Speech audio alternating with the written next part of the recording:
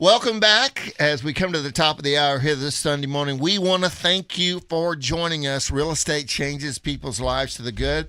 Make sure you go check out willielambright.com. I've got 12 of the best agents you can ever shake a stick at. Live in the studio with me is one of my, matter of fact, I think he went to the top of the list. That's where I like to be. John Sturges. He's a guy that will work his south end while he's going north off for you, whether you're buying or selling. 817-832-7473. Again, 817-832-7473, Keller Williams, South Lake. What do the buyers have to look forward to in 2019? And then I want to tell a little story. I think the buyers, again, and we're always talking about price points here, where if you cross into like that $400,000 and above, it's going to be a little bit different environment for buyers. And in that price range going up, the sellers are going to find there's more competition for the buyers. So the buyers are going to get a little bit of a break here. They're not going to have to be competing, against 5 other people that want the house necessarily. So I think that they're going to find the environment's a little easier for them to navigate, and they'll have a little more to choose from because, as we discussed earlier, most of the inventory increase has come in those higher price points. So they'll have more to choose from. So now if you're in that lower price, and I say lower, it's really the $400,000 and below, right now, these inventory levels are not going to skyrocket like overnight. It's going to take a while for them to creep up into the 3s and the 4s and the 5s. Okay, So going into next year, I think we'll have more inventory or more months of inventory, but I still think it's going to be a robust market because all the business is concentrated in that price point, in that $200,000, $400,000 range. So you probably won't see as many multiple offer situations. I don't say they've all gone away, but I'm seeing less and less of those. So you're going to, if you're a buyer in that price range, you're still going to have to be on point. You're going to have a realtor that really, really knows what they're doing. It's literally, I tell people, and this is no lie. I look minute by minute by minute. I've got a search system that actually just tracks these things. And I'm like, you literally the second person to know when a house comes on the market, other than the agent that just pushed the active button. Nice. Nice. Well, let's talk about some of the things that a buyer can do. I want to talk about the experience after you bought the home. You ever had that feeling, oh, I shouldn't have done this? Well, you know what I'm talking about? Kind of. I tell people all the time, I'm not trying to sell you a house. I'm trying to sell you the right house. So there's a lot of due diligence we do. And sometimes people will get so caught up in the process that they're missing things that I think may be issues that I may need to point out, and if it kills a deal, it kills a deal. Because again, I don't want that whipsaw or whiplashing back on me down the road when they finally settle in and all of a sudden they go, whoa, wait a minute, what did we just do here? That kind of thing. I think we were talking off the air a little bit about, a story I had where I was working with a couple, nice couple and everything. They had 2 young kids and they wanted to upsize. So we found them a nice house. It was on a creek, kind of thing, in Grapevine. And it was a multiple offer situation. I actually figured out a little bit about the seller through talking to the agent and interviewing her. And I had the people write a letter. Bottom line is they didn't even look at the other offers. This lady loved my client's letter so much that she said, we're going to take your offer. Okay. Now, about a year later, these people call me up, and they're terrified. Well, not terrified so much, but they're so concerned because they've just figured out that there are copperheads that are coming out of that creek, running around that backyard, day or night, and they've got 2 young kids. Yeah. And so the house that they loved, they reluctantly had to sell.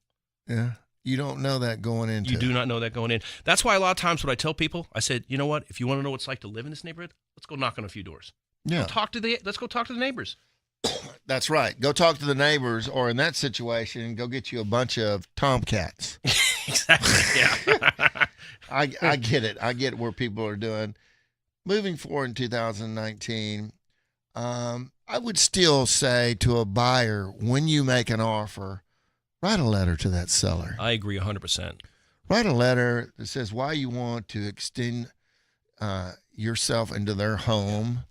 And because sellers, whether you want to believe it or not, are emotionally attached to that home. Without a doubt. And it's like a death, right? Yeah. This is where they've raised their children. This is where they've lived their lives, and they probably are tight with their neighbors. And they want to make sure that they're giving this home or letting a person that they trust, take over this home and continue the good times. Yeah. That kind of thing. So writing that letter is amazing what it can do to pull at the heartstrings. Yeah. Especially when you get a little extra information.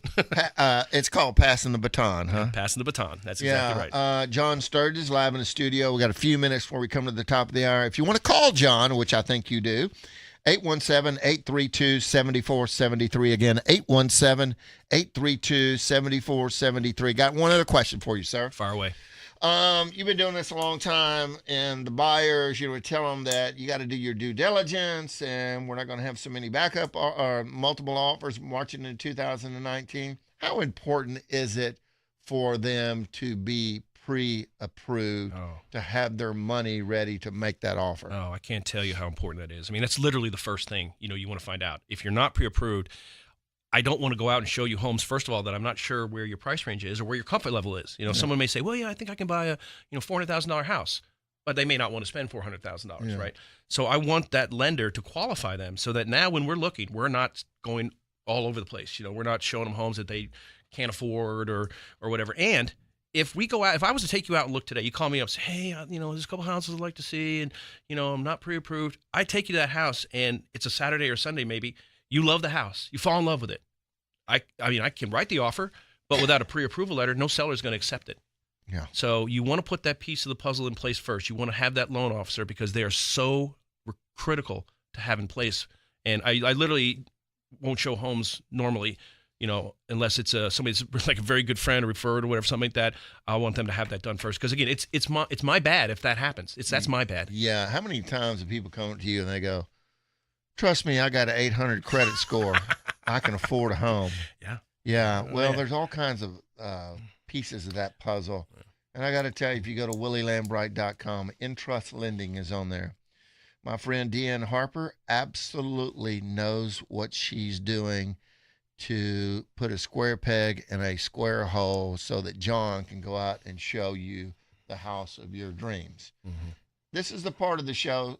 I just to surmise what the buyers can expect, focus on those homes between 4 and 2 and when I say 3 and 400,000, it's going to be a hot spot. It's going to be a hot market. Yeah, I don't think we're going to find much slowdown in that market.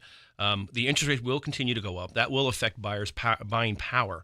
But I think that the inventory levels, again, until we start getting into those 4 and 5 months of inventory, it's just going to be a hot market. Mm-hmm. Those are not only the first-time home buyers, but those are just a lot of people that are trying to maybe move up a little bit in the price range because they're growing families. So that, again, if you were to break these numbers down, well over 50% of the buying public is concentrated between $200,000 and $400,000. Sure.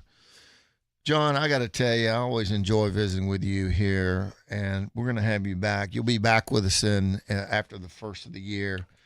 But this is a part of the show. We talked about the market. We talked about what a seller should do, and still we could do a whole show on that. We talked about what a buyer could do. And as a seasoned real estate agent, this is what we call back in the day a Nolan Ryan 90-mile-an-hour fastball. Right? Here it comes, brother. All right. Based on what we talked on this show today, what's a little piece of advice you could give the folks out there listening that want to bridge the gap and become a homeowner themselves? Well, it's the American dream, okay? And everybody, most people anyway, want it. And those are the people that we work with. I think if you want to achieve that dream, and if you want it to be not an effortless maybe, but efficient process that's hassle-free, get a good agent. Find yourself a good agent. Find somebody you're comfortable with. Find somebody that knows what they're doing and is willing to shoulder that load. Because really, it's like you said earlier, we do a lot of heavy lifting that the buyers and sellers don't see behind the scenes. And if they really knew what we were doing, we're not just sitting around on our lazy boys, during the day and not doing anything. We're doing a lot of activity. I mean, it's a full-time job, man. And not only is it a full-time job, it's a 7-day-a-week job for me. Yeah. I think if you can envision it and see it, you can live it, right? Yeah. My friend John Sturges will be helping to help you. 817-832-7473. Again, 817-832-7473. Keller Williams, South Lake. My take on today's show is I still hold true that real estate changes people's lives to the good. It does. It's not gloom and doom. Don't listen to what the national media is saying. Get somebody that's on the ground that knows what's going on. John Sturges knows that. 817-832-7473. I want to thank you, our listener. I'm going to close this show out by saying 2 things of wisdom. And it goes like this. What's the number 1 rule, John? Location, location, location. Well, that too. And never be number two. Never be number two. There's the number one rule, right? Yeah, there's no such thing as second place. Yes, thank you.